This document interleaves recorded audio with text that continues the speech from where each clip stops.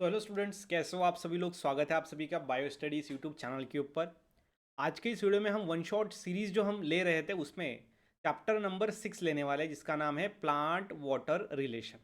ठीक है, इसके बाद 7, 8 और 9 बस लास्ट 3 चैप्टर बचे हुए हैं। ठीक है, हाँ सर। तो आज देखेंगे चैप्टर नंबर 6। उसके पहले आप यहाँ पे बायोटोनिक बैच ज्वाइन कर सकते हो, जो रिकॉर्डेड बैच है बायोलॉजी के लिए। कम समय के अंदर आप पढ़ाई कर सकते हो बायोलॉजी का, अगर आपने कुछ अब तक पढ़ा नहीं है तो। ठीक है, उसके साथ ही साथ संघर्ष बैच एमएसटी सीईटी के, वो भी आप ज्वाइन कर सकते हो। स्टडी मटेरियल भी अवेलेबल है बायो स्टडी ऐप पे, फिजिक्स केमिस्ट्री बायोलॉजी मैथमेटिक्स का। और उसके लिए क्या करना है, बायो स्टडी ऐप डाउनलोड करनी है। डायरेक्टली प्ले स्टोर से भी आप डाउनलोड कर सकते हो ऐप को, या फिर डिस्क्रिप्शन में ऐप की लिंक है, वहाँ से डाउनलोड कर लीजिए। आज हम देखेंगे डे 12। ठीक है, यस सर। अब डे 12 में सबसे पहले तो डिटेल टीचिंग होगी। इस अगले वाले लेक्चर में, ये जो लेक्चर है हमारा हम जो ले रहे हैं, इसमें डिटेल टीचिंग होगी। पहली बात, ये रिवीजन के लिए बेस्ट है। और यहाँ पर मैं जो कंसेप्ट आपको पढ़ाऊंगा, अगर आप उसको इंग्लिश में लिख पाते हो तो थ्योरी के लिए भी one of the best lecture होगा ये यूट्यूब के ऊपर पूरे। साथ ही साथ एमएसटी सीईटी के लिए भी ये हेल्पफुल लेक्चर्स है। ओके, 100% ये स्कोर बूस्ट है। मतलब आपका स्कोर 100% स्कोर बूस्ट होगा, एक तो एमएसटी सीईटी में या फिर स्टेट बोर्ड में। मतलब हर टाइप के स्टूडेंट्स को ये लेक्चर देखना चाहिए, क्योंकि ये यूज़फुल है। साथ ही साथ इसके अंदर कुछ शॉर्ट ट्रिक्स भी मैं दूंगा, ताकि आप क्या कर सकते हो, कम समय के अंदर ज़्यादा मार्क्स स्कोर कर पाओगे। ठीक है, चलो फिर शुरू करते हैं आज का ये लेक्चर वन शॉट वीडियोज़ के अंदर चैप्टर नंबर 6। उसके साथ ही साथ ये चैप्टर नंबर 6 के जो नोट्स है, जिसके ऊपर से हम पढ़ाएंगे, ये प्रॉपर नोट्स है, उसमें प्रॉपर डायग्राम्स ऐड की है, ताकि आसानी से आप उस टॉपिक्स को समझ पाओ। वो जो सारे नोट्स के पीडीएफ है वो बायो स्टडी ऐप पे आपको मिल जाएंगे, फ्री ऑफ कॉस्ट है। वहाँ पे आपको फ्री मटेरियल सेक्शन में जाना है, बायो स्टडी ऐप पे फ्री मटेरियल सेक्शन। ठीक है, free material section right side में होगा, वहाँ से आप ले सकते हो। चलो, अब आज हम देखेंगे chapter number 6, that is plant water relation. अब ये चैप्टर का नाम आप देख लो सबसे पहले तो, क्या है, प्लांट वाटर रिलेशन। देखो, कभी भी चैप्टर का जो नाम होता है वो पूरे चैप्टर के कंटेंट को डिनोट करता है, या फिर पूरे चैप्टर को ध्यान में रखकर वो नाम दिया जाता है। तो सारा जो चैप्टर होगा वो आपका प्लांट वाटर रिलेशन इस नेम के अराउंड में घूमने वाला है। ठीक है, यस सर। तो इसमें दो चीज़ें बहुत इंपॉर्टेंट है, एक है प्लांट और दूसरा है वाटर। प्लांट एंड वाटर, ये दोनों में क्या रिलेशन है, कैसे प्लांट्स वाटर को एब्जॉर्ब करते हैं, कौन से प्रोसेस से एब्जॉर्ब करते हैं, वाटर कितने टाइप्स के होते हैं जो सॉइल में प्रेजेंट रहते हैं। ठीक है, तो ये सारा इसके अकॉर्डिंग चैप्टर है, और उसके ऊपर थेरीज भी दी जाती है। तो ये सारा चीज़ें उसके ऊपर है। ठीक है, plant water relation, chapter number 6। 5 mark के सवाल आपको एग्जाम में पूछे जाएंगे। चलो शुरू करते हैं। तो सबसे पहले आप देख सकते हो, शुरुआत में कुछ बेसिक चीज़ें आपको देखने को मिलेगी। मैं इतनी गारंटी दे सकता हूँ कि अगर आपने ध्यान देकर एक दो बार रिवीजन करके ध्यान देकर अगर ये लेक्चर देखा पूरा, तो आप इस चैप्टर के ऊपर के सवाल जो है वो आसान से सॉल्व कर सकते हो, और उसमें आउट ऑफ मार्क्स आप ले सकते हो। अब देखो, प्रॉपर्टीज ऑफ वाटर पे सवाल आया था 2 मार्क के लिए 2023 के एग्जाम में। तो प्रॉपर्टीज में देखो, मैंने आपको यहाँ पे एक्सप्लेन किया अच्छे से। सिर्फ आपको क्या करना है, ये जो शॉर्ट शॉर्ट में मैंने सारी चीज़ें लिखी है, इसको सिर्फ आपको लॉन्ग में कन्वर्ट करके लिखना आना चाहिए। बस इतना अगर आपने काम कर दिया तो आपको अच्छे मार्क्स मिल जाएंगे 100% गारंटी के साथ। तो प्रॉपर्टीज ऑफ वाटर में क्या है, तो हाई स्पेसिफिक हीट। ठीक है, वाटर का एक बॉइलिंग पॉइंट है, वो बॉइल होता है तो उसमें क्या होता है, हीट जनरेट करता है। High heat of vaporization, heat generate होने के बाद वो वेपर्स में कन्वर्ट हो जाता है। हाई हीट ऑफ फ्यूजन, मतलब किसी के साथ अगर वो वाटर कंबाइन हो गया तो वो हीट क्या हो जाएगी, ट्रांसफर हो जाएगी। तो ये जो सारे प्रोसेस है, ये प्रॉपर्टीज है किसके, वाटर के। High specific heat, high heat of vaporization, high heat of fusion. ठीक है, तो ये आप क्या करना है, आपको ध्यान में रखना है। बाकी देखो, हाई हीट ये तो सेम है। ऊपर में हाई स्पेसिफिक हीट, तो हाई स्पेसिफिक हीट, उसके बाद वेपराइजेशन एंड फ्यूजन ध्यान में रखना है, और उसमें लगा देना है high heat of vaporization, high heat of fusion. ठीक है, उसमें एडेसिव एंड कोहेसिव फोर्सेस होते हैं। अब एडेसिव एंड कोहेसिव फोर्सेस मतलब क्या, एडेसिव मतलब the force of attraction between two different molecule. जब दो डिफरेंट मॉलिक्यूल के बीच में फोर्स ऑफ अट्रैक्शन होता है, तो वो उसे हम कहते हैं एडिसिव फोर्स। मतलब सपोज कर लो, ये अलग वाला पार्टिकल है, ये अलग वाला पार्टिकल है, दोनों के बीच में क्या होगा, अट्रैक्शन, तो वो कहलाएगा एडिसिव फोर्स, बिकॉज दो डिफरेंट मॉलिक्यूल के बीच में अट्रैक्शन है। ठीक है, अगर दो सेम मॉलिक्यूल के बीच में अगर अट्रैक्शन रहा तो उसे हम कोहेसिव फोर्सेस कहते हैं। तो वाटर का एक ध्यान में रखना है, वाटर के अंदर जो वाटर के मॉलिक्यूल है वो भी एक दूसरे को अट्रैक्ट करते हैं, दैट मीन्स कोहेसिव फोर्स।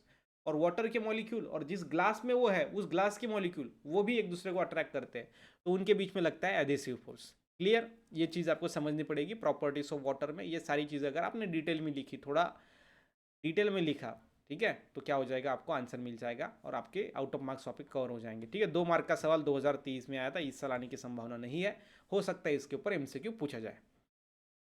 उसके बाद रूट हेयर देखते हैं। ठीक है, अगला है रूट हेयर। रूट हेयर के अंदर ध्यान में रखना है आपको आसानी से चीज़ें, ऐसा लेक्चर, ऐसा डिटेल लेक्चर, और क्या होता है, स्ट्रेट टू पॉइंट बोलेंगे इसको, पॉइंट एकदम स्ट्रेट। जैसे कि कलरलेस, रूट हेयर क्या होता है, कलरलेस।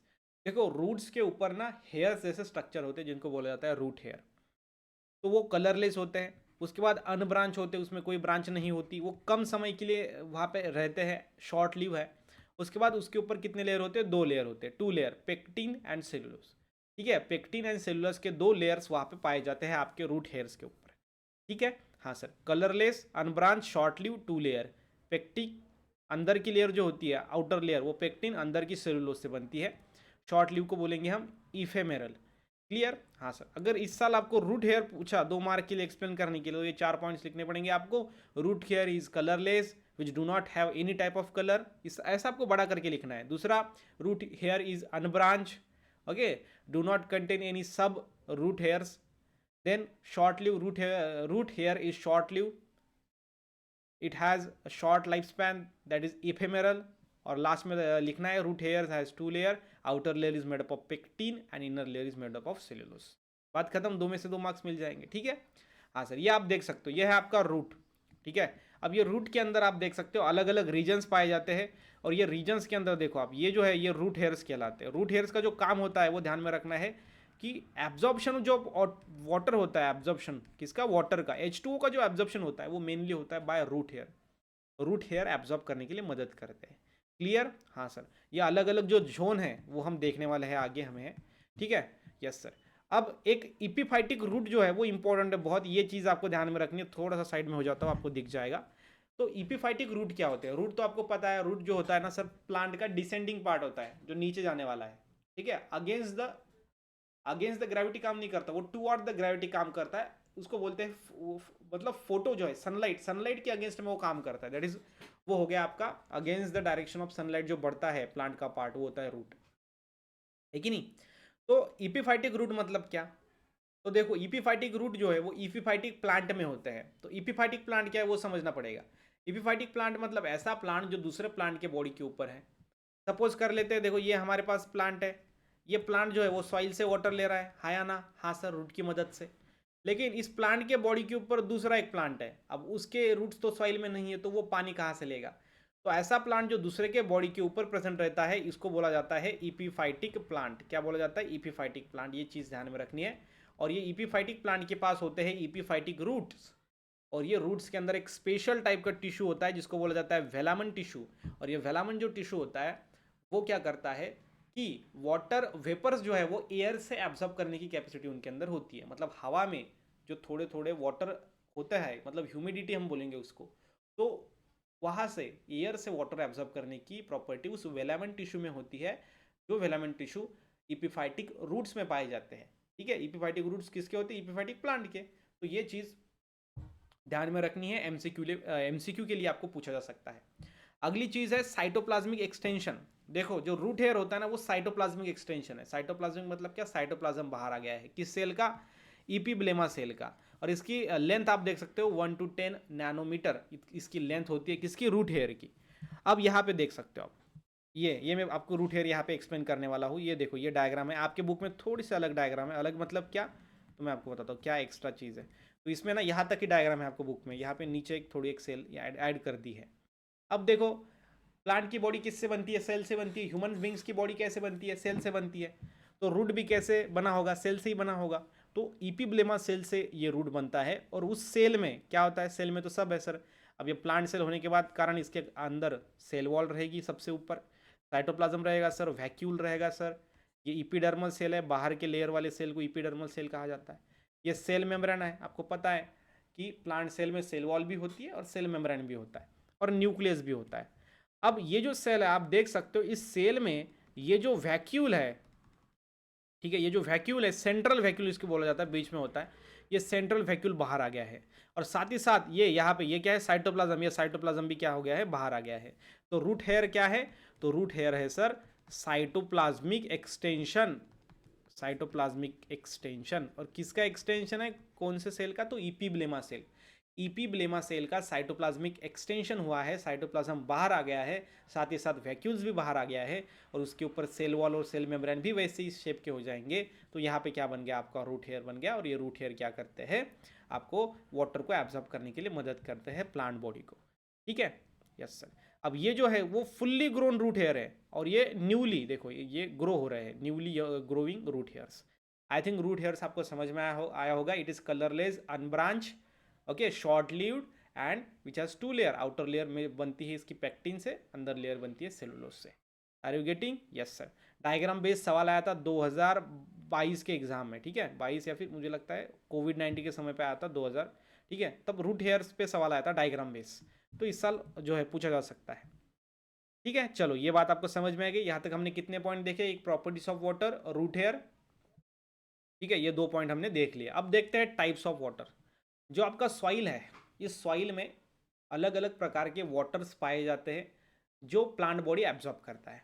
ठीक है, अब कौन कौन से वाटर है वो देख लेते हैं, है ना। हाँ सर, तो सबसे पहला देखो, पहला होता है हाइग्रोस्कोपिक, दूसरा होता है कंबाइन वाटर, तीसरा होता है ग्रेविटेशनल वाटर, और चौथा जो होता है वो होता है कैपिलरी वाटर।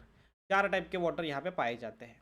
अब देखो हाइग्रोस्कोपिक मतलब क्या, कि जो सॉइल पार्टिकल से बाइंड है, ठीक है, ये आप देख सकते हो। हाइग्रोस्कोपिक मतलब क्या, तो फाइन सॉइल पार्टिकल, जो मिट्टी के छोटे छोटे पार्टिकल्स है, उन्होंने जो वाटर सॉइल में बांध के रखा है उसे बोला जाता है हाइग्रोस्कोपिक वाटर। दूसरा है कंबाइन वाटर, ऐसा वाटर जो दूसरे किसी एलिमेंट के साथ कंबाइन होता है उसे बोला जाता है कंबाइन वाटर। तो ये क्या है, ये वाटर है लेकिन वो एलिमेंट के साथ कंबाइन है, ऑक्साइड्स के साथ कंबाइन है। ठीक है, तो ये चीज़ ध्यान में रखना है आपको। तो उसे बोला जाता है कंबाइन वाटर, जो ऑक्साइड्स है, मतलब वाटर तो है लेकिन वो ऑक्सीजन के साथ कंबाइन हुआ है, अदर एलिमेंट्स के साथ वो कंबाइन है, तो उसको बोला जाता है कंबाइन वाटर। तीसरा होता है ग्रेविटेशनल वाटर, जो ग्रेविटी की वजह से, ठीक है, ग्रेविटी आपको पता है, ऐसा फोर्स जो हर किसी चीज़ को अर्थ के सेंटर में खींचते हैं, आया ना। हाँ सर, तो हम कहाँ पे रहते हैं, देखो ये हमारी अर्थ है, ये सरफेस है, ठीक है, ये रहा इसका सेंटर अर्थ का, हम सरफेस पे रहते हैं। तो इसके कारण क्या है, तो यहाँ पे जो वाटर है वो नीचे खींचा जाएगा toward the centre of earth. तो वो ग्रेविटी की वजह से जो पानी सॉइल में प्रेजेंट होता है वो होता है आपका ग्रेविटेशनल वाटर। और फोर्थ है कैपिलरी वाटर। कैपिलरी वाटर में ऐसा फिनोमिनन है जिसके अंदर अगर सॉइल है तो सॉइल्स के बीच में क्या होता है, ऐसे छोटे छोटे पोर्स होते हैं, छोटे छोटे, इसको बोलेंगे हम ट्यूब जैसा स्ट्रक्चर होता है, इसमें जो पानी प्रेजेंट होता है उसे बोला जाता है कैपिलरी वाटर। और फिजिक्स में इस फिनोमिनन को बोलते हैं कैपिलरिटी। तो कैपिलरी वाटर जो कैपिलरिटी फिनोमिनन के वजह से क्या हुआ है, वहाँ पे सॉइल में प्रेजेंट है, तो वो आ गया आपका कैपिलरी फिनोमिनन, कैपिलरिटी। ठीक है, हाँ सर। तो अगर आपको पूछा right a note on types of water present in soil, तो 2 मार्क के लिए पूछा जा सकता है, पिछले साल पूछा गया था ये। अब इसमें आपको एक तो एमसीक्यू पूछा जाएगा, कैसे पूछेंगे एमसीक्यू बताइए। The water which is captured और which is captured by soil particles, तो उस वाटर को क्या कहेंगे, तो हाइग्रोस्कोपिक वाटर। तो ऐसे एमसीक्यू भी यहाँ पे पूछा जा सकता है। अगर थ्योरी आया तो 4 वाटर आपको लिखने पड़ेंगे, साथ ही साथ इसको एक्सप्लेन भी अच्छे से करना पड़ेगा। ठीक है, चलो यहाँ पे हमारा ये पॉइंट क्या हो गया, क्लियर हो गया। रूट हेयर भी आपको समझ में आ गया। चलो अब देखते हैं हम जोन्स ऑफ रूट। जोन्स देखो, हमारी जो सिटी होती है, हम बोलते हैं कि पर्टिकुलर एरिया को हम सिटी कहते हैं, एक नाम देते थे, पुणे सिटी है। लेकिन जोन्स में क्या होता है कि अलग अलग डिवीजन, तो पुणे में अलग अलग डिवीजन है, छोटे छोटे छोटे एरियाज है। सिमिलरली हम अगर ओवरऑल स्ट्रक्चर की अगर बात करें तो हम बोलेंगे कि ये है स्ट्रक्चर आपके रूट का। लेकिन इस रूट के स्ट्रक्चर में अलग अलग जोन है। This is zone number A, this is zone number B, C and D. तो उस जोन्स को हम देखेंगे, पर्टिकुलर रीजन ऑफ रूट बोलेंगे। जैसे zones of root means region of root. आपको इस साल इसके ऊपर सवाल आने की संभावना ज़्यादा है, तो याद रखिए इसके ऊपर सवाल आ सकता है, जोन्स ऑफ रूट और रीजन ऑफ रूट। ठीक है, 2 मार्क का सवाल इसके ऊपर आपको पूछा जा सकता है। क्लियर, हाँ सर। देखो अब जोन्स ऑफ रूट में देखो कितने जोन्स होते हैं। एक है मैचुरेशन जोन, दूसरा है जोन ऑफ एब्जॉर्प्शन, तीसरा है जोन ऑफ इलोंगेशन, और फोर्थ है मेरिस्टेमेटिक रीजन। फोर्थ कौन सा है, मेरिस्टेमेटिक रीजन। तो अगर आपको पूछा गया कि कितने रीजन रूट में पाए जाते हैं, तो 4 रीजन पाए जाते हैं। अब एक एक को डिटेल में देखेंगे। अब देखो सबसे ऊपर ये जो है, ऊपर का जो पोर्शन होता है उसको ध्यान में रखना, ये है एपेक्स, इसको क्या बोलेंगे, एपेक्स। और ये जो है ये इसको बोलेंगे हम, ये एपेक्स, ये सॉरी नॉट एपेक्स, ये एपेक्स ये होता है, ठीक है, ये एपेक्स होता है। ऊपर के ये जो है इसको बेस बोलेंगे, बेस, ठीक है। हाँ सर, ये चीज़ क्या करनी है, ध्यान में रखनी है, ऊपर वाला जो होगा उसके बेस बोला जाएगा, बेस। एपेक्स मतलब क्या, एकदम लास्ट में जो रहता है वो एपेक्स, तो ये बेस है, ठीक है। ये यहाँ पे सॉइल रहेगा ऐसा, तो सॉइल से यहाँ पे शुरुआत में क्या है, ये बेस है। तो बेस टू एपेक्स हम देखेंगे। सो बेस में सबसे पहला रीजन होता है मैचुरेशन रीजन। क्यों? क्योंकि यहाँ पे सेल पूरे मैच्योर हो गए, ये क्योंकि ये सबसे पहले बना है, हाँ या ना, हाँ सर, ये सबसे पहले बना है, इधर जो सेल्स है वो पूरे क्या हो गए, मैच्योर हो गए हैं, ये चीज़ समझनी पड़ेगी आगे। तो यहाँ तक जो रीजन आएगा वो होगा आपका मैचुरेशन रीजन, क्योंकि ये फुल्ली मैच्योर हुआ है। Are you getting my point? Yes sir. अगला देखते हैं, अगला जो है वो है रूट हेयर जोन। तो ये ऐसा जोन है, जोन मीन्स रीजन, तो ऐसा रीजन है जहाँ पे क्या है, रूट हेयर्स पाए जाते हैं, तो उसे बोलेंगे हम root hair zone, root hair region. तो ये जो है ये आ गया आपका रूट हेयर रीजन, ठीक है। हाँ सर, यहाँ पे क्या है, रूट हेयर्स पाए जाते हैं, क्योंकि यहाँ पे रूट हेयर्स पाए जाते हैं, इसलिए हम इसको क्या कहते हैं, तो रूट हेयर जोन। आगे है जोन ऑफ इलोंगेशन। ये ऐसा जोन है जहाँ पे क्या हुआ है, उसकी लेंथ बड़ी है, इलोंगेशन हुआ है, तो उसको बोलेंगे जोन ऑफ इलोंगेशन। और लास्ट में फोर्थ वाला जो रीजन है वो होता है आपका, जो लास्ट है फोर्थ वाला रीजन, वो है मेरिस्टेमेटिक रीजन। इसको मेरिस्टेमेटिक रीजन क्यों बोलते हैं मैं आपको बताता हूँ, ठीक है। ये यहाँ तक हो गया आपका मेरिस्टेमेटिक रीजन। आप बोलेंगे उसके अंदर लास्ट में भी एक पार्ट है, वो भी डिस्कस करते चलो।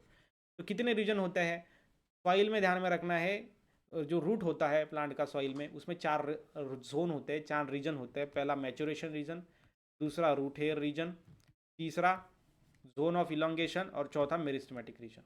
अब इसके कैसे लिखना है, maturation zone where the all cell are mature and complete their total maturity, okay, and which is present first toward the base. Apex to base explain करना है कि बताइए मेरिस्टेमेटिक रीजन, तो मेरिस्टेमेटिक रीजन में लिखना है, meristematic region is the last region from apex to base, from base to apex, base to apex अगर हम जाएंगे तो लास्ट रीजन जो होता है रूट का वो होता है मेरिस्टेमेटिक रीजन। तो इस तरीके से, और मेरिस्टेमेटिक रीजन में जो होता है वो मेरिस्टेमेटिक सेल होते हैं, मेरिस्टेमेटिक सेल, ठीक है। इसके अंदर क्या होते हैं, मेरिस्टेमेटिक सेल, ऐसे सेल जिसके अंदर डिवीजन जो होता है सेल का वो चलता रहता है, जिसके कारण यहाँ पे ग्रोथ होगी। समझ में आ रहा है, मेरिस्टेमेटिक सेल जो होते हैं वो डिवीजन के लिए ऑलवेज रेडी होते हैं। तो ये चीज़ ध्यान में रखनी है। जोन ऑफ इलोंगेशन में बताना है, zone of elongation is the third region from base to apex, base to apex it is the third region of root, and where the elongation takes place in that particular region. तो ऐसा आपको दो points अगर आपने लिख लिए तो आपको जोन्स ऑफ रूट अगर 2 मार्क के लिए आया तो कम से कम 4 पॉइंट हो जाएंगे, 2 में से 2 मार्क्स मिल जाएंगे। साथ ही साथ ये डायग्राम निकालना कंपलसरी है, डायग्राम निकालोगे तो आउट ऑफ मार्क्स कन्फर्म हो जाएंगे। क्लियर? हाँ सर, तो ये चीज़ समझनी है। लास्ट में आपको एक्सप्लेन करना है जोन ऑफ रूट्स में जो लास्ट पार्ट है, लास्ट पार्ट मतलब वो नहीं है लेकिन फिर भी एक्सप्लेन करेंगे, वो होता है रूट कैप। जो रूट कैप है वो अनवांटेड पार्टिकल्स को प्लांट बॉडी के अंदर एंटर नहीं होने देता, ठीक है। यस सर, सो अनवांटेड पार्टिकल्स को वो एंट्री जो होती है उसकी प्लांट बॉडी के अंदर उसको क्या करता है, रोकता है, इसलिए इसको बोला जाता है रूट कैप। लास्ट में क्या रहेगी, रूट कैप रहेगी। ये चीज़ क्या करना है आपको अच्छे से ध्यान में रखना है, ठीक है। यस सर, तो यहाँ पे हो गया आपका zone of roots. Types of water वो भी हमारा यहाँ पे हो गया है, ठीक है। टाइप्स ऑफ वाटर भी हमने देखा और हमने रूट हेयर भी देखा। चलो अब देखते हैं कि जो वाटर है उसको एब्जॉर्प्शन के लिए, एब्जॉर्ब करने के लिए कौन कौन से प्रोसेसेस होते हैं, राइट। हाँ सर, प्रोसेसेस में देखो 3 प्रोसेस होते हैं। इतना इजी पढ़ाऊंगा आपको कि इतना इजी आपको किसी ने नहीं पढ़ाया होगा, उतना इजी, ठीक है। पहला होता है इम्बिजन, दूसरा होता है डिफ्यूजन, और तीसरा होता है ऑस्मोसिस। कितने हैं प्रोसेसेस, 3 प्रोसेसेस है। पहला इम्बिजन, दूसरा डिफ्यूजन, तीसरा ऑस्मोसिस। तो देखो जैसे कि ये बादाम है, इसको हम क्या करेंगे, दूध में डाल देंगे रात को, तो सुबह क्या हो जाएगा, उसका आकार बढ़ जाएगा, उसका शेप जो है वो बढ़ जाएगा। तो वहां पे प्रोसेस कौन सी हुई, इम्बिजन। कौन सी, इम्बिजन। तो इम्बिजन में ध्यान में रखना, ये जो बादाम है इसके अंदर जो छोटे छोटे छोटे छोटे पार्टिकल्स थे, उस पार्टिकल्स को बोला जाता है हाइड्रोफिलिक पार्टिकल्स, हाइड्रोफिलिक, ठीक है। हाइड्रोफिलिक पार्टिकल्स किसमें थे, बादाम में थे, ठीक है। हाइड्रोफिलिक पार्टिकल्स भी बोल सकते हैं या फिर उसको कंपाउंड्स भी बोल सकते हैं। Particles is nothing but the compounds. तो जो हाइड्रोफिलिक कंपाउंड्स होते हैं इनके अंदर एक ऐसी प्रॉपर्टी होती है जो H2O को एब्जॉर्ब करते हैं, वाटर को एब्जॉर्ब करने की प्रॉपर्टी, इसलिए उसको हाइड्रोफिलिक कहा जाता है। कुछ पार्टिकल्स होते हैं हाइड्रोफोबिक, जो वाटर को एब्जॉर्ब नहीं करते, वाटर को रिपेल करते हैं, वो हाइड्रोफोबिक। जैसे कि आपका जो रेनकोट है, रेनकोट, जो रेनकोट है,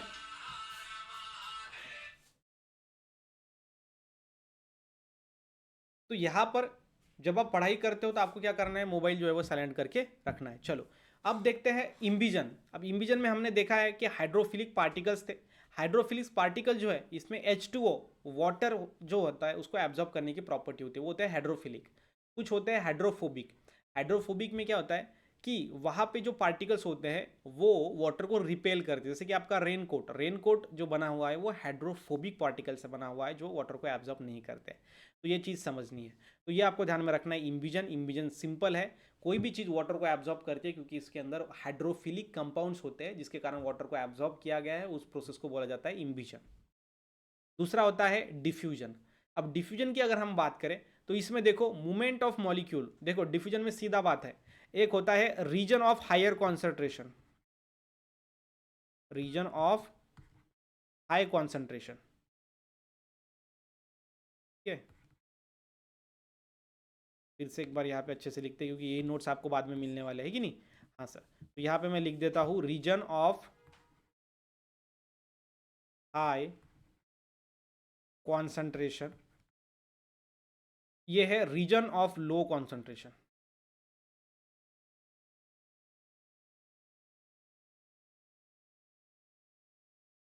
ठीक है, हाँ सर। तो रीजन ऑफ हाई कॉन्सेंट्रेशन से रीजन ऑफ लो कॉन्सेंट्रेशन में जो मूवमेंट होती है सोल्यूट आयन मॉलिक्यूल की, उसे बोला जाता है डिफ्यूजन। एकदम सिंपल है, ठीक है। ये चीज़ क्या करनी है, आपको ध्यान में रखनी है। देखो movement of molecule solute liquid और gases from region of higher concentration to region of lower concentration, that is diffusion. अगर इसके अंदर आपको पता है चैप्टर नंबर 8 में जो है वो आपका गैसेस का एक्सचेंज होता है। 8 नंबर चैप्टर में रेस्पिरेशन, इस प्रोसेस में बाहर से जो हवा आती है जो लंग्स के अंदर जाती है, तो लंग्स के अंदर जाने से पहले वो एल्वेलाई में जाती है, लंग्स के एल्वेलाई से वो बाद में ब्लड कैपिलरीज में जो ऑक्सीजन जाता है वो कैसे जाता है, by the process of diffusion. क्यों? क्योंकि जो लंग्स के जो एल्वेओलस सेल है वहाँ पे ऑक्सीजन का प्रेशर ज़्यादा रहता है, डिफ्यूजन प्रेशर, पार्शियल प्रेशर, और जो आपके ब्लड वेसल्स होते हैं उसमें कम होता है, जिसके कारण हाई से लो में क्या होता है, वो डिफ्यूज हो जाता है। तो ये चीज़ समझनी पड़ेगी आपको कि movement of ion gases solute molecule from region of higher concentration to region of lower concentration is known as diffusion। तो ये हो गया दूसरा। और तीसरी प्रोसेस होती है ऑस्मोसिस। जब डिफ्यूजन डिफ्यूजन के बीच में अगर हम डिफ्यूजन है उसमें ही अगर हमने सेमी परमिएबल मेम्ब्रेन ऐड कर दिया, आप देख सकते हो, ठीक है। तो जब हम उसमें सेमी परमिएबल मेम्ब्रेन ऐड करते हैं तो क्या होता है वहाँ पे, वो ऑस्मोसिस कहता है diffusion of solvent from lower concentration to higher concentration, but through, उसके बीच में वो तो मूवमेंट तो होगा लेकिन थ्रू होगा semi permeable membrane. Semi permeable membrane ये हमने बीच में लगा दिया तो डिफ्यूजन कहला गया ऑस्मोसिस। Alright, yes sir. तो ये हो गए यहाँ पे आपके process of absorption of water. कितने होते हैं? 3 होते हैं, imbibition, diffusion, osmosis, with perfect examples और एकदम ईजिएस्ट वे में मैंने आपको यहाँ पे एक्सप्लेन किया है। अगर ये आया टोटल तो 3 मार्क के लिए आएगा। 3 मार्क के लिए आया तो तीनों भी प्रोसेस अच्छे से एक्सप्लेन करनी पड़ेगी, साथ में डायग्राम भी निकालनी पड़ेगी, तब 3 में से 3 मार्क्स मिलेंगे। हो सकता है 2 मार्क्स के लिए भी पूछा जाए या फिर 1 मार्क के लिए आपको पूछा जाएगा व्हाट इज इम्बिजन, तो इम्बिजन में आपको वहाँ पे सारी चीज़ें एक्सप्लेन करनी पड़ेगी। चलो, अब ये ऑस्मोसिस आपने देख लिया। ऑस्मोसिस में 2 टाइप होते हैं, एक होता है एंडो ऑस्मोसिस और एक होता है एक्सो ऑस्मोसिस। एंडो मतलब इन और एक्सो मतलब आउट, ध्यान में रखना है। तो जब सेल के अंदर वाटर आता है, वाटर की एंट्री होती है सेल के अंदर, तो हो गया एंडो ऑस्मोसिस। और सेल के अंदर से वाटर जो है वो बाहर पड़ता है तो उस प्रोसेस को बोलेंगे एक्सोस्मोसिस। क्लियर? हाँ सर। कैसे लिखेंगे? देखो, entry of water molecule into the cell, into the plant cell when kept in hypotonic solution, ठीक है। और loss of water molecule from the plant cell when it is kept in hypertonic solution. जब hypertonic solution में रखा जाता है तो क्या होता है? एक्सोस्मोसिस। और जब हाइपोटोनिक सॉल्यूशन में रखा जाता है तो होता है एंडोस्मोसिस। वाटर क्या होते हैं? एब्जॉर्ब होते हैं। तो जब वाटर एब्जॉर्ब किया जाता है तो सेल क्या हो जाती है? टर्जिड, फूल जाती है। लेकिन एंडोऑस्मोसिस के लिए सेल कैसी चाहिए? फ्लैसिड, पिचकी हुई चाहिए, उसके अंदर वाटर नहीं होगा। तो ध्यान में रखना है, जो फ्लैसिड सेल है, पिचकी हुई सेल है, जिसके अंदर जो है वाटर जा सकता है, ऐसे सेल के अंदर क्या होता है? एंडोऑस्मोसिस। और जो एक्सोऑस्मोसिस है, कौन से सेल से वाटर बाहर गिरेगा? जो सेल पहले से ही फुली हुई है, तो उसको बोला जाता है टर्जिड सेल। तो टर्जिड सेल के अंदर एक्सोऑस्मोसिस होगा और फ्लैसिड सेल के अंदर एंडोऑस्मोसिस होगा। चलो, अब डिफ्यूजन आपने समझ लिया, लेकिन डिफ्यूजन को थोड़ा और डिटेल में समझते हैं। जैसे कि आप यहाँ पे देख सकते हो, what is diffusion, movement of molecule of solute, ये हमने सारा देख लिया। इस डिफ्यूजन को ही हम क्या कहते हैं, देखो इसमें एक चीज़ ध्यान में रखनी है, वाटर पोटेंशियल। आपको डिफ्यूजन को ही हम क्या कहेंगे, वाटर पोटेंशियल। और वाटर पोटेंशियल को हम बोलेंगे डीपीडी, डिफ्यूजन प्रेशर डिफिशिएंट। अब एक चीज़ आपको यहाँ पे समझनी पड़ेगी जो इंपॉर्टेंट है, वो है डिफ्यूजन प्रेशर। देखो कैसा होता है, जब आप स्टडी करते हो तो स्टडी प्रेशर आता है।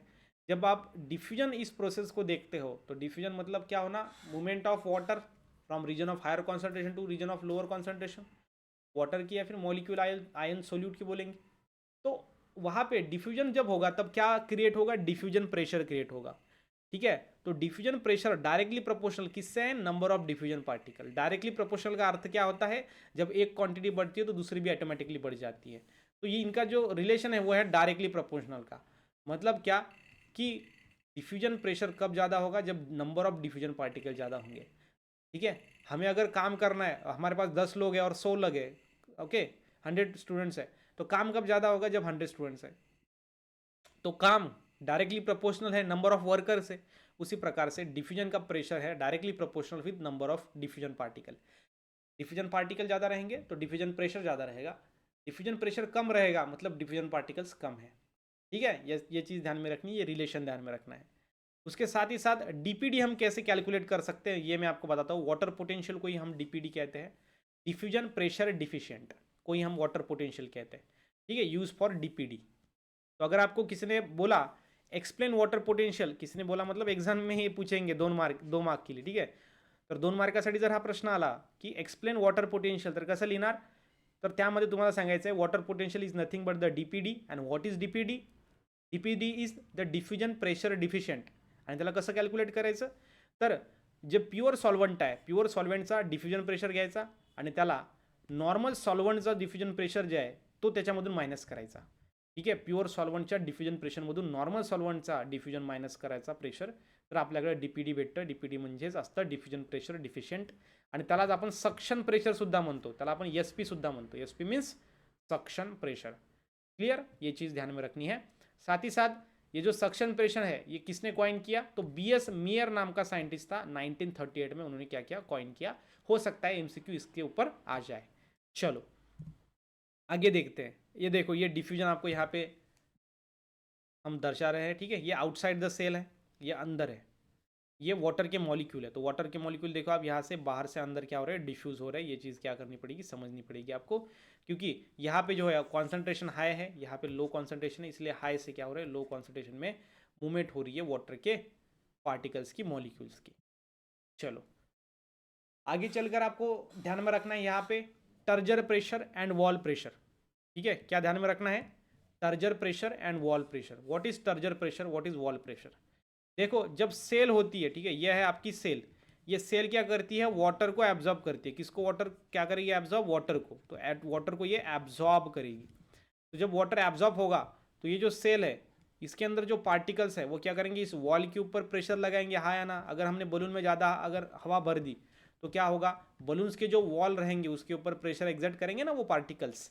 हाँ सर, तो वो फुल रहा है, इसका मतलब क्या, उसके अंदर पार्टिकल जो है वो वॉल पे प्रेशर क्रिएट कर रहे हैं.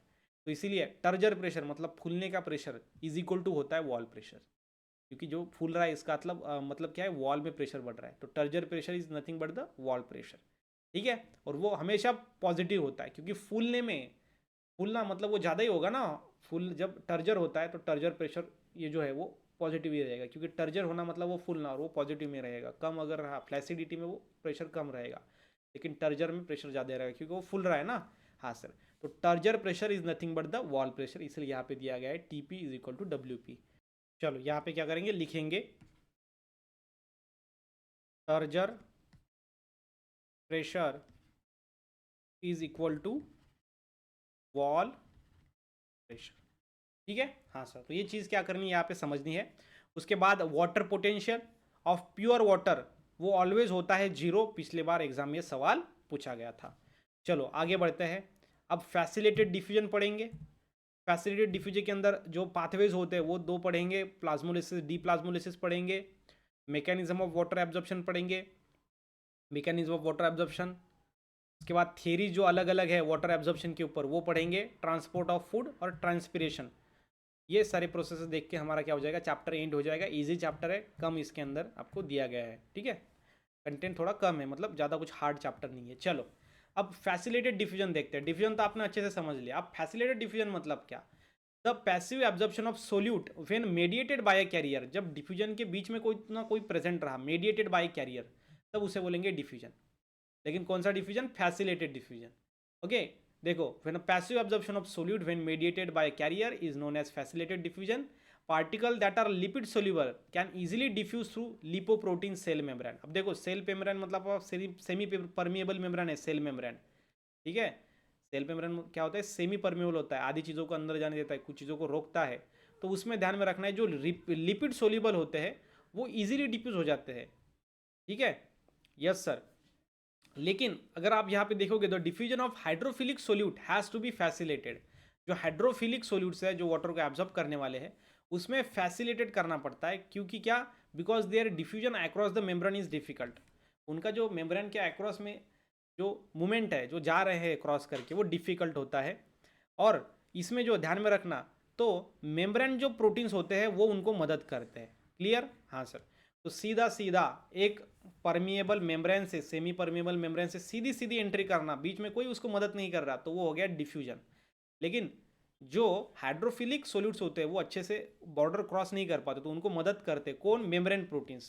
तो इसलिए इस डिफ्यूजन को हम कहते हैं फैसिलिटेड डिफ्यूजन, क्योंकि वहाँ पे क्या है, बीच में किसी ने तो मदद की है। Mediated by carrier, mediated by carrier, ये शब्द ध्यान में रखना है, आपको समझ में आ जाएगा। What is facilitated diffusion, the diffusion which is mediated by carrier, ठीक है। लिपिड सोल्यूबल तो आराम से क्रॉस कर सकते हैं सेमी परमेबल मेम्ब्रेन, बट जो हाइड्रोफिलिक कंपाउंड्स होते हैं वो नहीं कैरी, वो ट्रांसफर नहीं हो पाते, क्रॉस नहीं कर पाते, तो वहाँ पे हाइड्रोफिलिक जो कंपाउंड्स है उनको कौन मदद करता है, तो आपका मेम्ब्रेन प्रोटीन्स। तो मेम्ब्रेन प्रोटीन्स क्या है, एज ए कैरियर वहाँ पे काम करेंगे क्रॉस करने के लिए।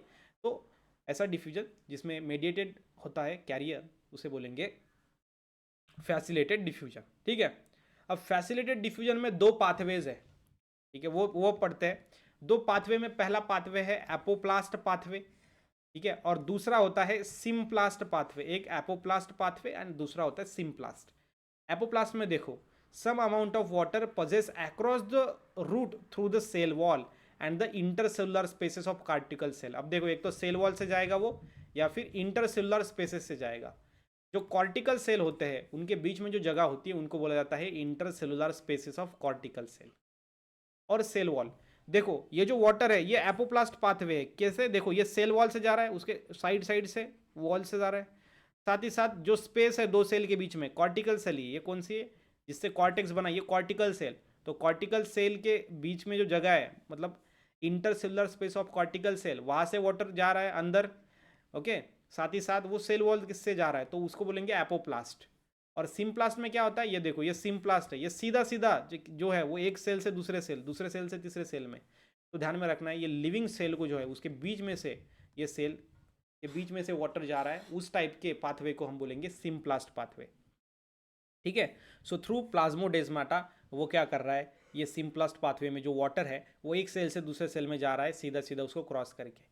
लेकिन एपोप्लास्ट पाथवे में जो वाटर है वो cell wall and intercellular spaces से जा रहा है, ठीक है। यस सर, ये दो चीज़ें आपको क्या करनी है, ध्यान में रखनी है about the facilitated diffusion. There are two types of facilitated diffusion, one is apoplast pathway and another one is symplast pathway. Coming to next point. अब नेक्स्ट पॉइंट है आपका प्लाज्मोलिसिस एंड डी प्लाज्मोलिसिस, ठीक है। हाँ sir, देखो जब living cell को hypertonic solution में रखा जाता है, हाइपरटोनिक सॉल्यूशन मतलब ऐसा सॉल्यूशन जिसके अंदर डिजॉल्व पार्टिकल ज़्यादा है, डिजॉल्व पार्टिकल ज़्यादा है, मतलब नींबू शरबत, नींबू शरबत हो गया आपका हाइपरटोनिक सॉल्यूशन, ओके। जिसके अंदर डिजॉल्व पार्टिकल ज़्यादा है, शुगर भी है उसके अंदर, लेमन जूस भी है। तो ऐसे सेल, जब लिविंग सेल ऐसे सॉल्यूशन में रखा जाता है तो होता है प्लाज्मोलिसिस। क्लियर, हाँ सर। और डी प्लाज्मोलिसिस क्या, कि जब लिविंग सेल को हम हाइपोटोनिक सॉल्यूशन में रखते हैं जिसमें क्या है कि डिजॉल्व सॉल्यूट पार्टिकल कम है, जैसे कि नॉर्मल वाटर, तो यहाँ पे हम लिखेंगे लेमन जूस, ठीक है। और यहाँ पे हम लिखेंगे नॉर्मल वाटर। क्लियर, हाँ सर। नॉर्मल वाटर H2O रहेगा तो वो है हाइपोटोनिक सॉल्यूशन, तो प्लाज्मोलिसिस के अपोजिट क्या होगा आपका डी प्लाज्मोलिसिस। ये चीज़ क्या करनी है, समझनी है। तो प्लाज्मोलिसिस जो है वो लिविंग सेल को कौन से सॉल्यूशन में डालने से होता है, तो हाइपरटोनिक सॉल्यूशन। और डी प्लाज्मोलिसिस जो है वो सेल में होता है, तो कौन से सॉल्यूशन में डाला जाता है लिविंग सेल को, हाइपोटोनिक सॉल्यूशन। चलो अब देखते हैं मैकेनिज्म ऑफ वाटर एब्जॉर्प्शन। जो प्लांट्स होते हैं वो सॉइल से वाटर को एब्जॉर्ब करते हैं, उनका मैकेनिज्म क्या होता है वो हम समझते हैं। क्या समझेंगे, मैकेनिज्म। तो दो टाइप का इसका मैकेनिज्म होता है, एकदम ईजीएस्ट वे में मैं आपको पढ़ाने वाला हूँ। पहला होता है पैसिव एब्जॉर्प्शन और एक्टिव एब्जॉर्प्शन, ठीक है।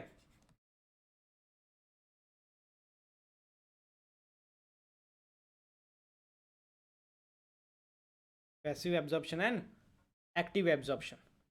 साथ ही साथ इस एक्टिव में अगेन दो टाइप होते हैं आपके, osmotic absorption and non osmotic absorption. वो भी हम देखेंगे अच्छे से डिटेल में, ठीक है। कोई उधर टेंशन लेने की ज़रूरत नहीं है। अब देखो, जो वाटर एब्जॉर्ब करते हैं प्लांट्स, वो दो मैकेनिज्म से एब्जॉर्ब होता है। एक पैसिव, जैसे कि passive income and active income, इनमें क्या फ़र्क है। पैसिव इनकम ऐसी है जब हम कोई काम नहीं कर रहे फिर भी पैसा आ रहा है, तो वो है पैसिव इनकम। और एक्टिव इनकम ऐसा है कि हम काम कर रहे हैं, नौकरी कर रहे हैं, पैसा आ रहा है, तो वो हो गया एक्टिव इनकम, ठीक है। तो इसी प्रकार से पैसिव एब्जॉर्प्शन ऑफ वाटर में कोई एनर्जी नहीं लगता। प्लांट वाटर को एब्जॉर्ब तो कर रहा है लेकिन एनर्जी ही नहीं लग रही है कुछ, तो वो कहलाता है पैसिव एब्जॉर्प्शन। एक्टिव एब्जॉर्प्शन में एनर्जी लगेगी, ठीक है। जैसे कि पैसिव एब्जॉर्प्शन की अगर बात करें तो ये जो एब्जॉर्प्शन होता है वो थ्रू रूट होता है, मतलब रूट के अंदर से वाटर एब्जॉर्ब किया जाता है। लेकिन उसमें रूट इन्वॉल्व है क्या, नहीं, ठीक है, रूट इन्वॉल्व नहीं है, लेकिन थ्रू रूट होता है पैसिव एब्जॉर्प्शन। पैसिव एब्जॉर्प्शन में दूसरा पॉइंट ध्यान में रखना, इधर कोई एनर्जी नहीं खर्च हो रही है, no expenditure of energy. Expenditure मतलब खर्च होना, तो एनर्जी नहीं लग रही, ठीक है। तो आप बोलोगे सर एनर्जी नहीं लग रही, रूट से भी नहीं हो रहा, तो ये कैसे हो रहा। तो रैपिड ट्रांसपिरेशन, ट्रांसपिरेशन क्या है, इसमें बेस्ट एग्जांपल है दिए का, ठीक है। तो जब जो दिया है वो जलता है तो ऊपर से क्या होता है, वो दिया जल रहा है, इसके कारण नीचे से जो ऑयल है वो ऊपर ऊपर चढ़ता जाता है। दिया अगर हमने बुझा दिया तो क्या ऑयल नीचे ऊपर चढ़ेगा, नहीं।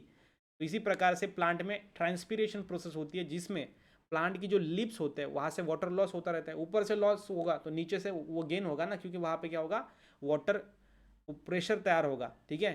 तो ये ध्यान में रखना है आपको, प्रेशर तैयार होने के कारण वो क्या होगा, ऊपर पानी जाएगा, तो create negative water potential.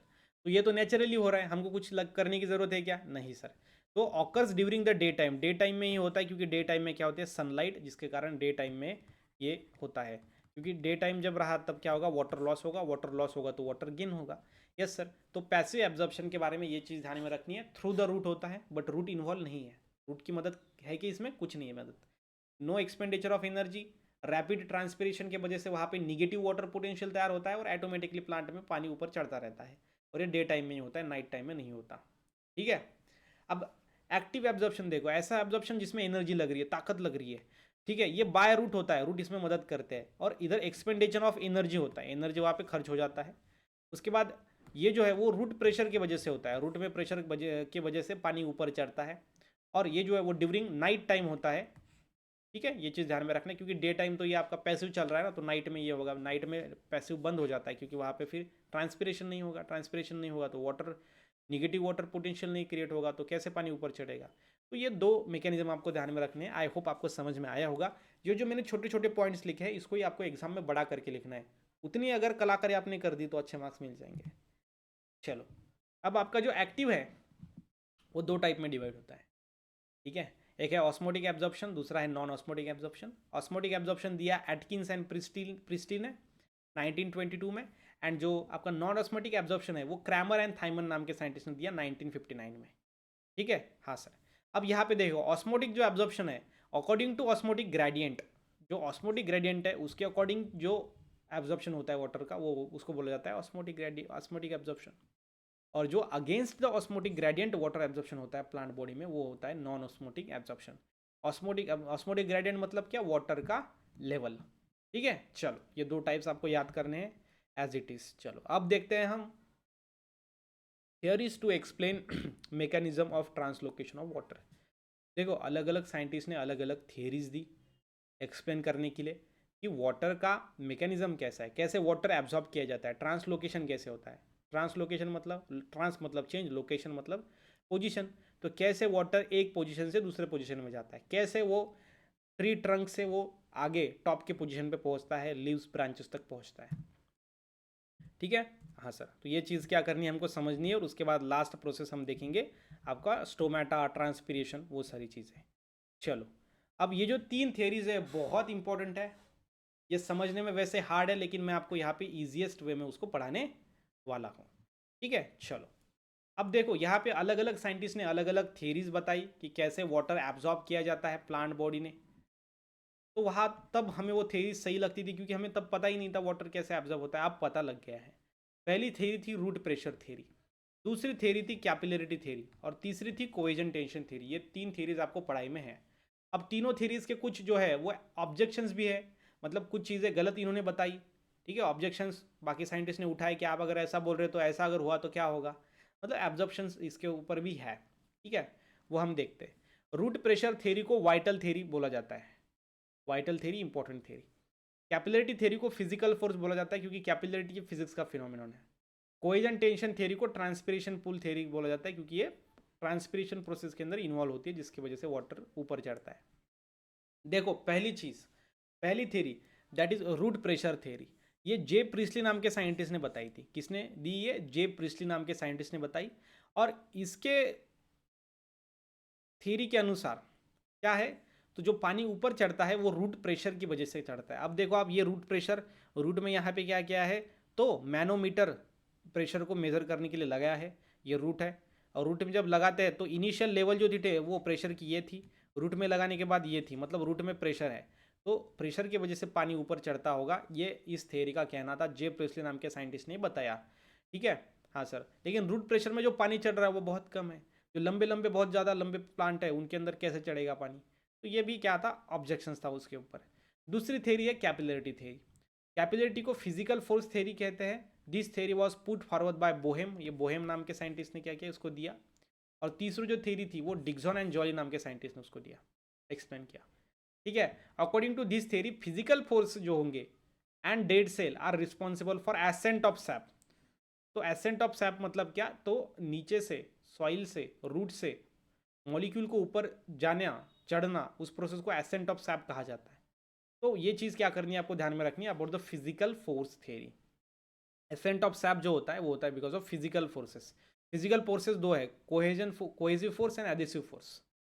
Cohesive force and adhesive force, उससे क्या होता है, देखो आप यहाँ पे देख सकते हो, ये हमने कुछ यहाँ पे कपड़ा लिया है जो वाटर में डाला है, तो वाटर लेवल ये है, लेकिन वाटर के लेवल के ऊपर ये पानी आ गया है। ठीक है, तो ये किसकी वजह से आया, बिकॉज ऑफ कैपिलरिटी फिनोमिनन। यहाँ पे आप कागज भी देख सकते हो, कागज में भी वो पानी जो है ऊपर चढ़ रहा है, तो कैपिलरिटी फिनोमिनन से वाटर जो है वो प्लांट बॉडी में एब्जॉर्ब होता होगा, ये थ्योरी का कहना है, which is given by Boheme. ठीक है, that is the capillarity theory. और थर्ड थ्योरी है आपकी कोहेजन टेंशन थ्योरी, जिसको हम ट्रांसपिरेशन पुल थ्योरी भी कहते हैं। तो इसमें this theory was put forward by Dixon and Jolly, और इसमें बताया गया था कि जो वाटर जो है वो बॉडी, प्लांट बॉडी में ऊपर चढ़ता है बिकॉज ऑफ ट्रांसपीरेशन। एक ही वर्ड इसमें ध्यान में रखना है, वो है ट्रांसपीरेशन। और यहाँ पे डायग्राम में अच्छे से एक्सप्लेन कर दिया गया है। देखो आप डायग्राम देख पा रहे होगे, तो आप यहाँ पे देख सकते हो, ये डायग्राम है। तो ये जो लिप्स है, इससे क्या हो रहा है, वाटर जो है ना वो लॉस हो रहा है। तो यहाँ से वाटर लॉस होगा, तो यहाँ पे क्या होगा, H2O गेन होगा, क्योंकि यहाँ नीचे बीच में क्या हो रहा है, निगेटिव वाटर पोटेंशियल क्रिएट हो रहा है, जिसकी वजह से प्लांट क्या करते हैं, वाटर को एब्सॉर्ब करते हैं। ये 3 थेरीज है, किसने दिया, इसमें और का नाम क्या है, इसमें क्या कहलाता है। ठीक है, कहलाता है मतलब ये साइंटिस्ट का क्या कहना है इस थेरी के बारे में। और साथ ही साथ आपको जो है वो यहाँ पे ये भी बताना पड़ेगा कि ये थेरीज के अंदर डायग्राम्स, कोई भी थेरी आपको, तीनों में से एक थेरी इस साल 100% आएगी 3 मार्क के लिए। ठीक है, तीनों में से एक थेरी 100% आएगी, और मुझे लगता है ये थर्ड वाली थेरीज का चांसेस थोड़ा ज़्यादा है। चलो, अब यहाँ पे ये थोड़ा बेसिक चीज़ है कि प्लांट बॉडी के अंदर देखो 36 to 40 एलिमेंट्स होते हैं जो इंपॉर्टेंट होते हैं उनके लाइफ साइकिल में, उनके लाइफ में। ठीक है, कितने, 36 to 40 एलिमेंट्स। तो ये आपको बेसिक चीज़ें भी याद रखनी पड़ेगी, ये एमसीक्यू के लिए काम में आएंगे आपको। माइक्रो एलिमेंट्स, इसमें देखो, इसमें माइक्रो एलिमेंट्स है और मैक्रो है। मैक्रो मतलब बड़े, मैक्रो मतलब बड़े, माइक्रो मतलब छोटे, जैसे कि छोटे वाले हैं CU, copper, cobalt, manganese, boron, zinc, and carbon, hydrogen, oxygen, phosphorus, nitrogen, sulphur. ठीक है, and magnesium. These are the macro elements, larger. ठीक है, लार्ज क्वांटिटी में जो लगते हैं वो मैक्रो एलिमेंट्स कहलाते हैं, जो छोटी छोटी क्वांटिटी में लगते हैं वो माइक्रो एलिमेंट्स कहलाते हैं। ठीक है, यस सर। बाकी स्टोमेटल फ्रिक्वेंसी मतलब एक लीफ के ऊपर कितने स्टोमेटा है, अगर ज़्यादा स्टोमेटा है तो स्टोमेटल फ्रीक्वेंसी ज़्यादा रहेगी, कम स्टोमेटा है तो कम स्टोमेटल फ्रीक्वेंसी कम रहेगी। स्टोमेटा क्या होता है, तो एक छोटे छोटे पोर्स होते हैं जो लीफ के ऊपर होते हैं। तो वो सारी चीज़ें हैं। अब लास्ट के 2 पॉइंट समझते हैं। पहला समझेंगे हम ट्रांसपोर्ट ऑफ फूड कैसे होता है, और अगला देखेंगे हम आपका स्टोमेटल एपरेटस और ट्रांसपीरेशन। चलो अब ट्रांसपोर्ट ऑफ फूड देखते हैं। अब देखो प्लांट के अंदर कंडक्टिव टिश्यू पाए जाते हैं, और प्लांट बॉडी में 2 टाइप का ट्रांसलोकेशन होता है। एक होता है ट्रांसलोकेशन ऑफ वाटर, अनदर होता है ट्रांसलोकेशन ऑफ फूड। वाटर का ट्रांसलोकेशन करने के लिए जो टिश्यू प्रेजेंट होते हैं आपके प्लांट्स में वो होते हैं जाइलम, एंड जो फूड को कंडक्ट करते हैं वो होते हैं phloem. Xylem and phloem, these are the 2 conductive tissue which are found in plant body, xylem and phloem. तो देखो जहाँ पे फूड बनता है उसे बोला जाता है सोर्स, और जहाँ पे वो यूज़ होता है उसे बोला जाता है सिंक। अब ये कैसा है सर, देखो सोर्स मतलब हमारे घर का किचन जहाँ पे फूड बनता है, और सिंक मतलब हमारे घर का हॉल जहाँ पे जाके हम खाना खाते हैं। ठीक है, यस सर। तो प्लांट में भी वैसा ही है, फूड एक जगह पे बनता है, यूज़ अगली जगह पे मतलब दूसरी जगह पे किया जाता है। तो इसीलिए source the part of plant where food is synthesize, and sink the part of plant where food is utilize. एक मार्क के लिए दोनों में से कोई भी एक पूछा जा सकता है। एक मार्क के लिए what is source, what is sink, या फिर दोनों कंबाइनली भी एक मार्क के लिए पूछे जा सकते हैं। What is source and sink in transport of food in plants. ठीक है, तो दोनों के बारे में थोड़ा थोड़ा लिखना पड़ेगा, बात खत्म, 1 मार्क्स मिल जाएगा। 2 पूछे गए तो आधा मार्क इसको, आधा मार्क इसको। देखो फूड जो होता है वो ट्रांसलोकेट होता है from one part two another plant in plant body. वो होता है in the form of sucrose, sucrose के फॉर्म में वो ट्रांसपोर्ट होता है। ट्रांसपोर्ट ऑफ फूड जो होता है वो बाय डायरेक्शनल होता है, मतलब हर एक डायरेक्शन में फूड ट्रांसपोर्ट होता है, क्योंकि ब्रांचेस अपोजिट डायरेक्शन में होती है, हर एक डायरेक्शन में ब्रांचेस होती है, तो हर एक पार्ट को खाना मिलना चाहिए। तो जो खाने का ट्रांसपोर्ट होता है ये फूड का, वो बाय डायरेक्शनल है। और इरिंस्ट मंच नाम का साइंटिस्ट था, इन्होंने बताया कि फोटोसिंथेटिक सेल जो होती है वो क्या करती है, ग्लूकोज को सिंथेसाइज करती है। ठीक है, ये आपका अर्न्स्ट मंच नाम के साइंटिस्ट ने बताया था कि फोटोसिंथेसिस जिसके अंदर होता है वही ग्लूकोज सिंथेसाइज करती है सेल, ऐसा इनका कहना था। चलो आगे देखते हैं। आगे सबसे इंपॉर्टेंट प्रोसेस है that is the transpiration. Transpiration मतलब क्या, कि प्लांट बॉडी से जो वाटर लॉस होता है उसको उस प्रोसेस को हम क्या कहते हैं, ट्रांसपीरेशन प्रोसेस कहते हैं। अब ये 2 फॉर्म में, एक तो लिक्विड फॉर्म में भी जाता है। अब तक हमने पढ़ा है कि सिर्फ गैसेस वेपर्स के फॉर्म में ही वाटर लॉस होता है, लेकिन लिक्विड में भी होता है, उसे बोला जाता है गिटेशन। और वेपर्स के फॉर्म में जो लॉस होता है वाटर उसे बोला जाता है ट्रांसपीरेशन। ट्रांसपीरेशन ज़्यादा है, गटेशन कम है। ट्रांसपीरेशन जो होता है, अगर 100% वाटर अगर एब्जॉर्ब किया तो उसमें से सिर्फ 5% क्या होता है, लॉस किया जाता है। ठीक है, ध्यान में रखना है। अगर 100 लीटर पानी अगर प्लांट ने लिया तो 5 लीटर पानी क्या करेगा, वो लॉस करेगा। वो 5 लीटर पानी में 1 लीटर पानी जो होगा, नॉट 1 लीटर, उसमें भी 100 ml, 1 लीटर मतलब ये आप देख सकते हो 1%, सिर्फ 100 का 1%। तो एक 100 ml पानी जो है वो लिक्विड के फॉर्म में जाएगा, और बाकी 9 लीटर एंड 900 ml पानी जो है वो आपका वेपर्स के फॉर्म में जाएगा। तो ये चीज़ ध्यान में रखनी है आपको अच्छे से। और ये जो आपका ट्रांसपीरेशन होता है, ये 3 टाइप का ट्रांसपीरेशन है, 3 टाइप से वाटर लॉस होता है। पहला है स्टोमेटल, दूसरा है क्यूटिकुलर, और तीसरा है लेंटिकुलर। स्टोमेटल मतलब क्या, कि जो स्टोमाटा होते हैं लीव्स से, उसके थ्रू जो वाटर लॉस हो रहा है वो होता है स्टोमेटल ट्रांसपीरेशन। क्यूटिकुलर मतलब क्या, तो ध्यान में रखना है, यहाँ पे क्यूटिकल होता है जो कि थ्रू क्यूटिकल जो है वो प्रेजेंट होता है, लेयर जो होती है वो आपके लिव्स के ऊपर होती है, लिव्स पत्तों के ऊपर जो वैक्सी सब्सटेंस है वो होता है क्यूटिकल। और लेंटिकल्स मतलब क्या, कि जो आपका ये है स्टेम है उसके बीच में छोटे छोटे छोटे पोर्स होते हैं, उनको बोलते हैं लेंटिकल्स। तो लेंटिकल से जो वाटर एब्जॉर्ब होता है, नॉट एब्जॉर्ब, लॉस, तो उसे बोला जाता है lenticular transpiration, through lenticels, through cuticles and through stomata. Stomata से 90 से 93%, यहाँ से क्यूटिकल से 8 to 10, एंड जो लेंटिकल्स होता है उसमें 0.1 to 1% ट्रांसपीरेशन होता है। ठीक है, हाँ सर।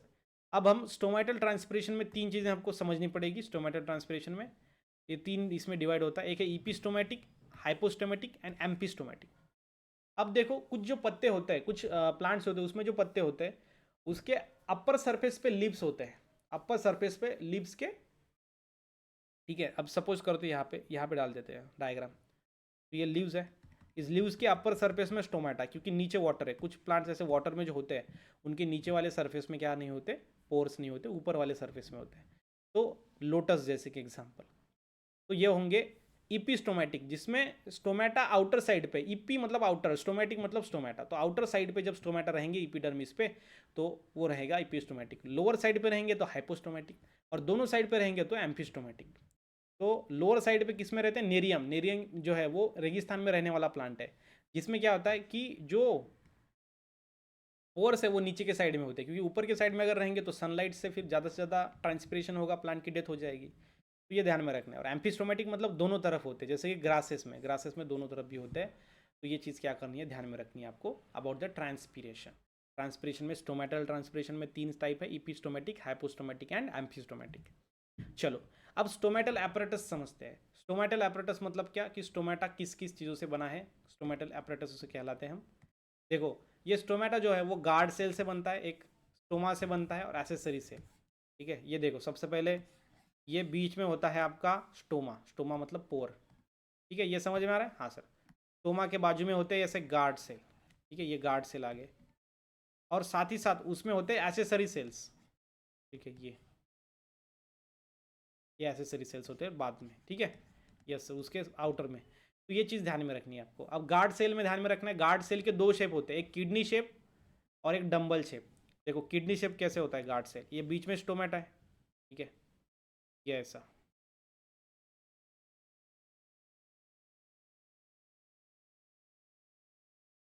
डंबल के जैसा दिख रहा है आपको, तो ये डंबल शेप गार्ड, ये डंबल शेप गार्ड सेल है, ओके। ये हमने किडनी में लिख दिए, कोई बात नहीं। यहाँ पे जो है वो किडनी शेप इधर मैं बना देता हूँ आपको। ये पोर्स होते हैं ऐसे, छोटा स्टोमेटा, नॉट पोर, स्टोमेटा, तो इसमें ऐसे शेप की भी होते हैं। तो ये किडनी शेप है और ये आपका डंबल शेप है, ठीक है।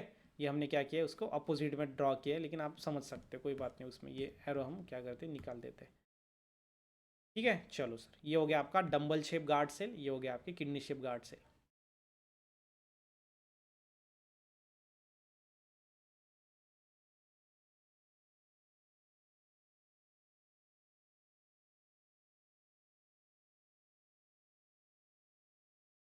ठीक है, हाँ सर। और एक ऐसा प्लांट है जो है साइपेरस, जिसमें दोनों टाइप के शेप के गार्ड सेल प्रेजेंट होते हैं। मतलब कुछ लिप्स के ऊपर ये ऐसे दिखेंगे आपको डंबल शेप वाले, और कुछ लिप्स के ऊपर आपको ये मिलेंगे आपको किडनी शेप वाले। मतलब दोनों टाइप के गार्ड सेल एक प्लांट में प्रेजेंट होते हैं, दैट इज साइपेरस, ठीक है। यूजुअली किडनी शेप जो है वो डाइकॉट में पाए जाते हैं, ऐसे प्लांट जिनकी सीड 2 पार्ट में, 2 कॉटिडॉन्स में डिवाइड होती है। मोनोकॉट्स में जो है वो डंबल शेप पाए जाते हैं, लेकिन ऐसा प्लांट है साइपर जिसमें दोनों भी टाइप के गार्ड सेल पाए जाते हैं शेप के, ठीक है, यस सर। अब आगे देखते हैं, that is the last slide of today's lecture, chapter number 6, वो है starch sugar inter conversion theory. अब इसमें एक चीज़ ध्यान में रखनी है कि opening and closing of stomata कैसे होता है, कौन करता है, ठीक है। जैसे कि आप यहाँ पे देख सकते हो, स्टेवार्ड जो है वो 1964 में इन्होंने बताया, जो थ्योरी थी वो थी शुगर स्टार्च कन्वर्जन थ्योरी। और ये थ्योरी का क्या कहना था मैं आपको बताता हूँ। जो स्टार्च है वो डे टाइम में शुगर में कन्वर्ट होता है, ठीक है, वो डे टाइम में क्या होता है, शुगर में कन्वर्ट होता है, जिसके कारण क्या है, सेल के अंदर का लेवल बढ़ गया है। सेल क्या होती है, फूलती है, तो फूलती है, तो ये चीज़ समझनी है आपको। तो स्टोमेटा क्या हो जाएंगे, ओपन हो जाएंगे, ठीक है, yes sir. Starch convert into sugar. उसके बाद जो शुगर है नाइट टाइम में, वो शुगर जो है वो अगेन स्टार्च में कन्वर्ट हो जाता है और स्टोमेटा क्लोज हो जाता है। तो यह है sugar starch inter conversion theory. Starch sugar में कन्वर्ट हो गया, स्टोमेटा ओपन हो गया, और शुगर स्टार्च में कन्वर्ट हो गया, स्टोमेटा क्लोज हो गया। तो ये नाइट टाइम में होता है sugar to starch conversion, and starch to sugar day time में होता है, ठीक है। इस थ्योरी को बोला जाता है sugar starch inter conversion theory. देखो यहाँ पे क्या बोला है, ड्यूरिंग डे टाइम एंजाइम फॉस्फोरिलेज, ये देखो फॉस्फोरिलेज नाम का एंजाइम कन्वर्ट करता है स्टार्च को शुगर में। This increase the osmotic potential of guard cell. Guard cell का जो ऑस्मोटिक पोटेंशियल है वो बढ़ जाता है। Closing entry of water thereby guard cell are stretch and stoma widens. तो इसके कारण क्या होता है कि एंट्री जो होती है वाटर की वो स्टॉप हो जाती है, तो वहाँ से स्ट्रेच हो जाएगा, स्टोमा ओपन हो जाएगा, वाइड मतलब क्या, बड़ा हो गया, तो वहाँ पे फिर क्या हो जाएगा, वाटर लॉस है ना, बड़ा हो गया ना, स्टोमाटा ओपन हो गए। और नाइट टाइम में रिवर्स रिएक्शन होती है, जिसमें जो है वो वाटर पोटेंशियल जो इसमें बढ़ गया था वो घट जाता है, और जिसके कारण क्या होता है, स्टोमेटा जो है वो क्लोज हो जाता है, ठीक है, हाँ सर। कर्टिस नाम का साइंटिस्ट था, उन्होंने बताया था कि ट्रांसपिरेशन एक बहुत इंपॉर्टेंट प्रोसेस है प्लांट बॉडी के अंदर। ट्रांसपिरेशन नहीं होता तो क्या होता, क्या नहीं होता, ये चीज़ें आपको यहाँ पे दी गई है। चलो ये हम पढ़ते हैं अब। देखो सिग्निफिकेंस ऑफ ट्रांसपिरेशन में एडवांटेजेस देखो, एक्सेस ऑफ वाटर बाहर निकालने के लिए मदद करता है प्लांट बॉडी में, हाँ sir. It help passive absorption, passive absorption आपको पता है because of negative water potential, transpiration की वजह से पैसिव एब्जॉर्प्शन हो रहा है, तो उसमें भी ये मदद करता है। एसेंट ऑफ सैप, मतलब एलिमेंट्स को, बाकी के न्यूट्रिएंट्स को प्लांट बॉडी में नीचे से ऊपर में ले जाता है, एसेंट ऑफ सैप कहलाता है, उसे हम एसेंट ऑफ सैप कहते हैं। उसके बाद गैसेस एक्सचेंज जो होता है प्रोटीन सिंथेसिस में, नॉट प्रोटीन सिंथेसिस, फोटोसिंथेसिस, ठीक है, तो वो आपका ये एडवांटेज है ट्रांसपिरेशन का। साथ ही साथ टर्जर जो है, सेल जो साइज है सेल की वो मेंटेन होती है बिकॉज ऑफ ट्रांसपिरेशन, ठीक है, क्योंकि अगर बहुत ज़्यादा सेल ने वाटर एब्जॉर्ब कर लिया, अगर वो लॉस ही नहीं हो तो सेल फूट जाएगी ना, तो उसका शेप कैसे मेंटेन होगा, तो ट्रांसपिरेशन करता है मेंटेन। उसके बाद जो टेम्परेचर होता है प्लांट का वो भी रिड्यूस करने में मदद करता है आपका प्लांट।